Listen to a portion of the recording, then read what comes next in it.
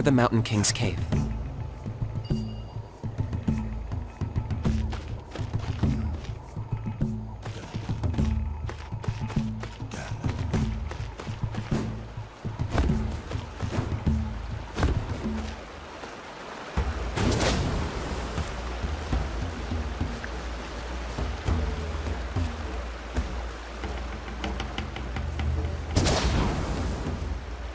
Almost there. The cave is just up ahead.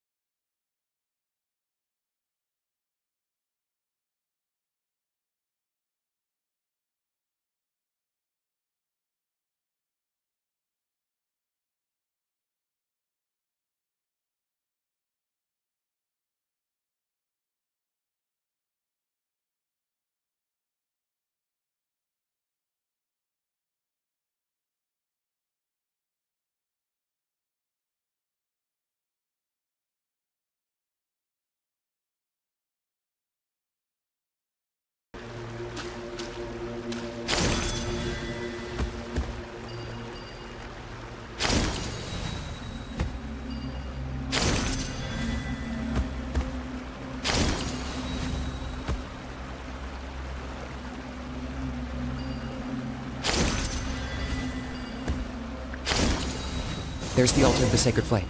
Remember, light up the torches around it first.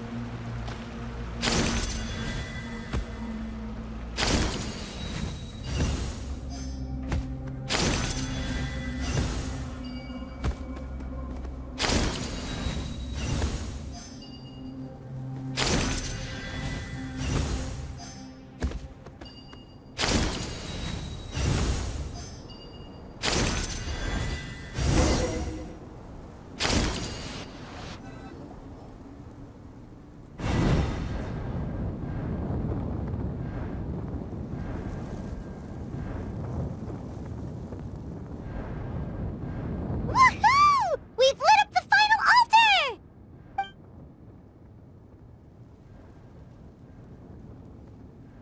That's the Mountain King up ahead, right? That's him. Kangamato, king of the Yumkasaurs from 500 years ago. He's very powerful. Paimon can tell. He is huge. Let's tread carefully. We don't want to wake him up. You've made it at last. You did even better than I expected. Traveler, now comes the final and most important step of the ceremony. Please use the power of the sacred flame to cleanse the Mountain King of abyssal filth. There's no need this time.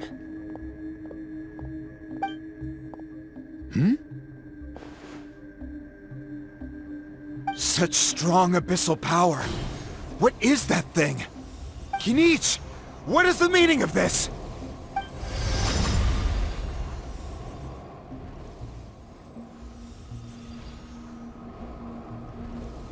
Is that a beastly rift?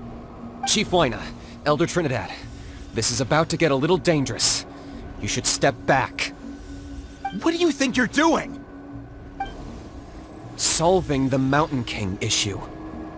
You mean by having him torn to pieces by rift hounds? No, stop! We can't let that happen! Foolish Locust! Can't you see? We're trying to shove your Locust King into the beastly rift! But... I'm sorry, Chief Huayna and Elder Trinidad. This is the only way. Can you promise me that no harm will come to the Mountain King? I can't guarantee it, but I'm fairly confident. Traveler, this is not what we agreed on. You must cleanse the Mountain King of every last trace of abyssal contamination.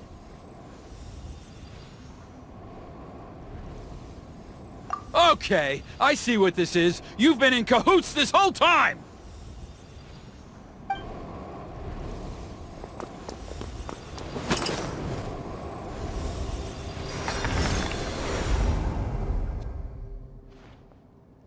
Ugh, you imbecile! What have you done? Oh no! The device is destroyed! You forced my hand. I had no choice. Elder Trinidad! What are you doing?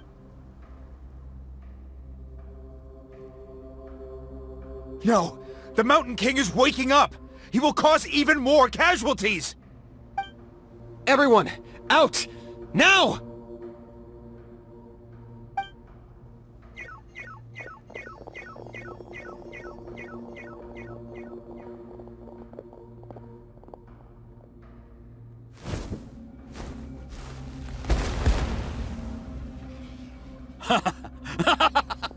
Well, it seems there's only one way to awaken you all from your willful blindness. More sacrifices must be made.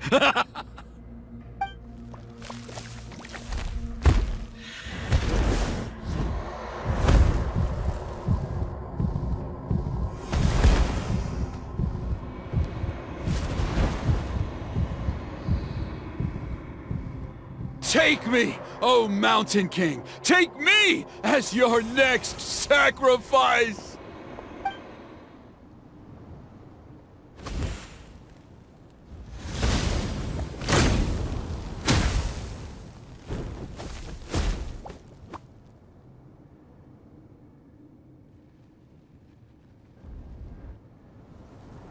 Everyone's still outside.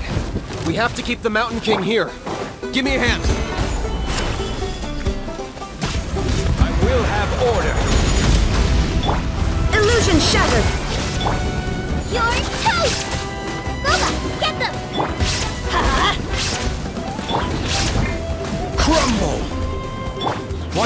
fruits he's spitting out.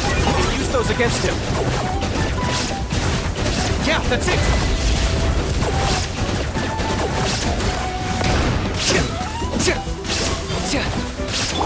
Everybody stand back!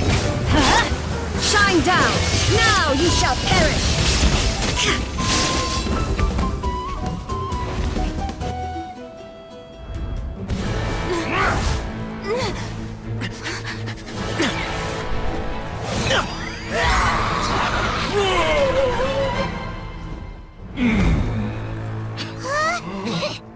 What do we do? We can't open the rift!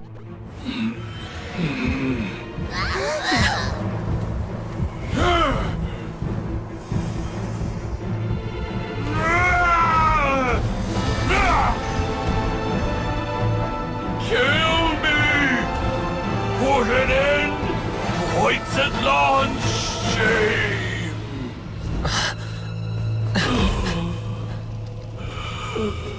By past fuel and present flame, life marches ever on.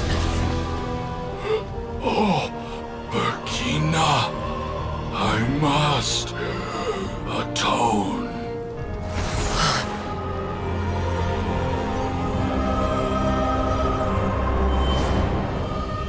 Patience. We will answer to the fire for all our deeds. Even if one day I fall behind, never look back. Keep moving forward, as we are now.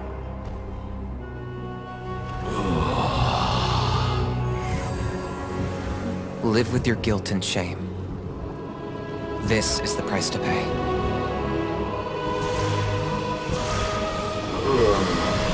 Heir to the Turnfire, please use my ruined vessel to train the heroes of the future. The will of Kangamato will march ever on, till the abyss is stamped out.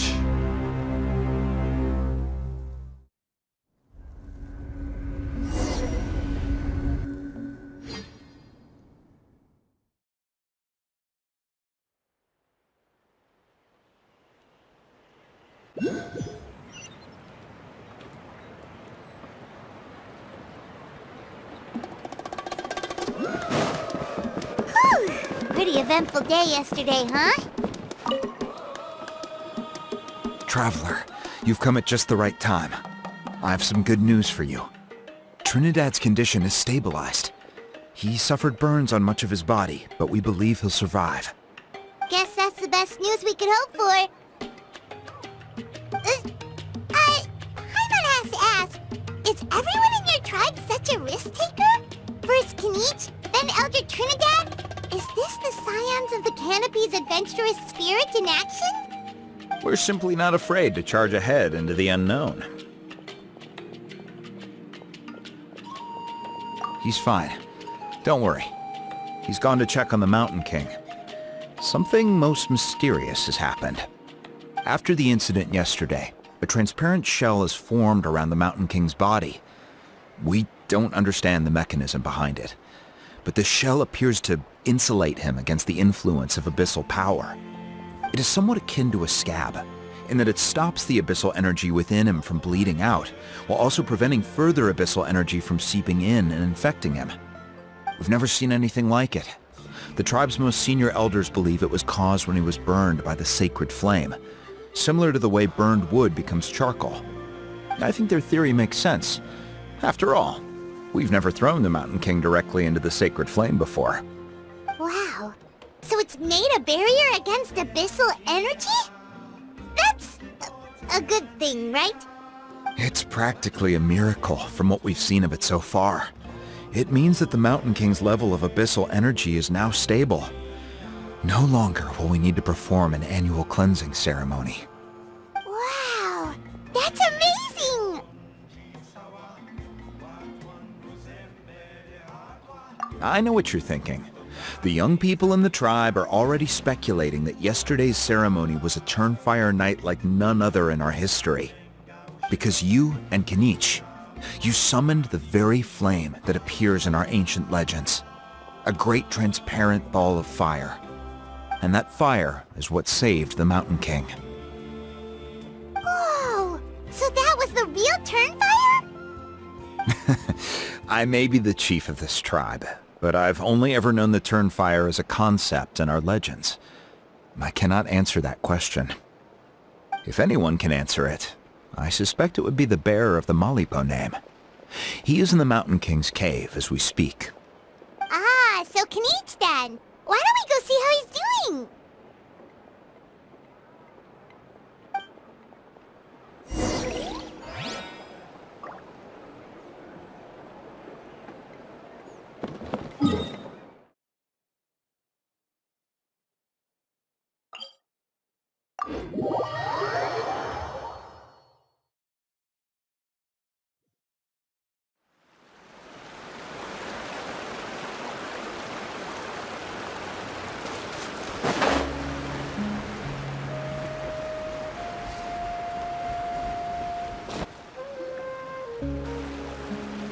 Hey, Knight!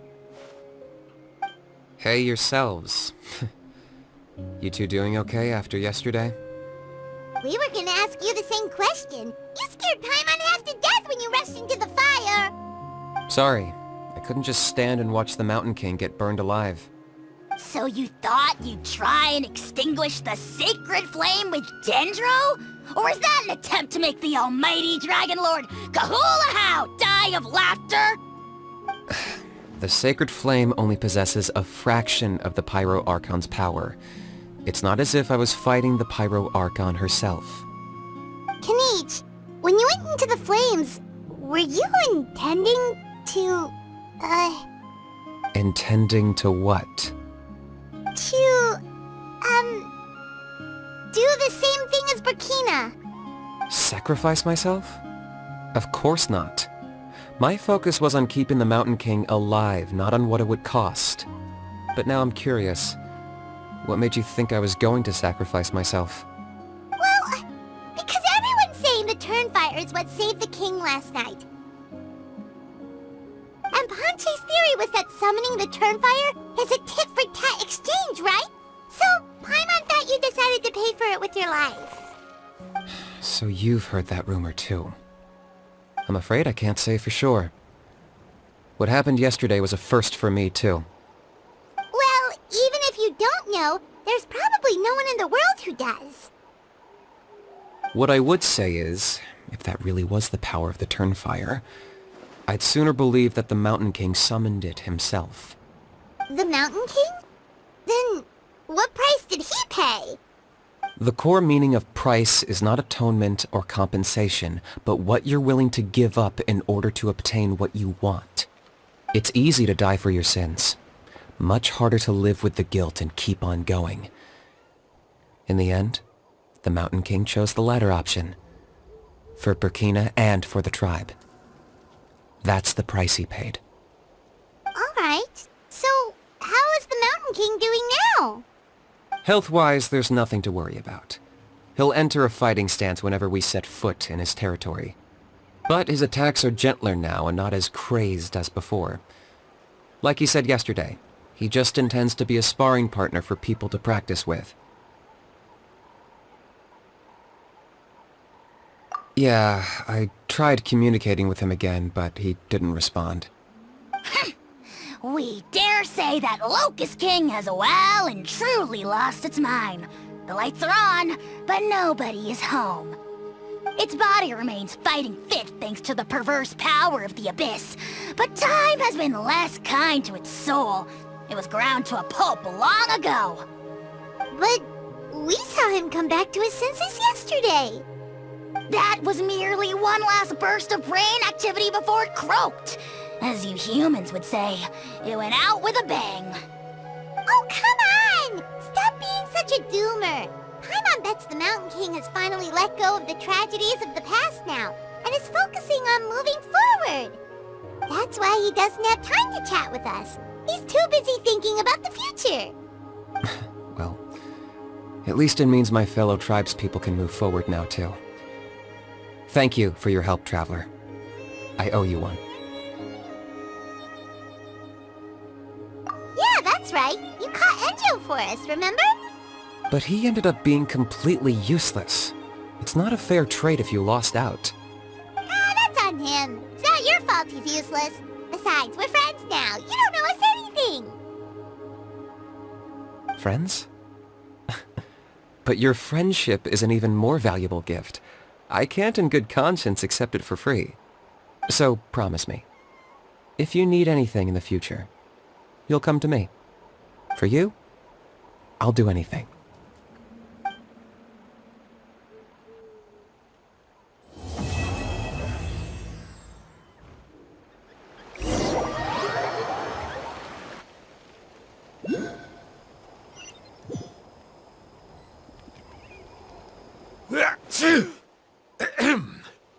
So, in the end, only poor little Hoonie got the sad ending? Yeah, everyone's happy except me. First Nana, then my dad. Why does everyone in my family have to suffer? Hoonie, it'll be okay. Your dad will get better soon. Toba, you're my friend, so I shouldn't say this to your face. But it was all the Mountain King's fault. Huh? Now hold your horses, kiddo. If you promise not to fight, Uncle Sanka will tell you a story. Okay, before you roll your eyes out of your skull, I promise you can trust me. I almost got my eyebrows burned off by the Turnfire after last time. That's why I came back, to make it up to you. All right, I'll just get to the point. Do you know what Uncle Sanka loves the most about your people? What? Your extreme sports. Huh? On my first day here, I got hit by someone falling out of the sky. I believe you call it bungee jumping? It's a dangerous sport, to be sure, but the courage it took to make the jump impressed the heck out of me. So, I introduced myself to the jumper, we made friends, and I even helped treat her wounds. Oh, such a nice friend. Of course.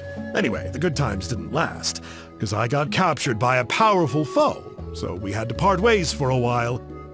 In the hands of the enemy, I was scorned, scolded, and nearly given away as a gift. Oh, it was so humiliating. A horrible experience to look back on. Why does Uncle Sanka always have to suffer, I thought. So I feel your pain, Hoonie. I was in the same position. But in the end, I made it through, and I left all of those painful memories in the past. I even managed to reunite with my friend. Is that it? The moral of the story is to look forward in life, right? Yeah, we've heard that one millions of times. Sorry, Uncle Sanka, but you're not cut out to be a teacher. Very smart, Hoonie, but not quite smart enough. What I'm trying to tell you is that after I reunited with my friend, I found her injuries were all healed, but she really missed her family. So, I thought you might like to see her too. She's right behind you. Turn around and see. Another trick about not turning back? I'm not falling for that one again.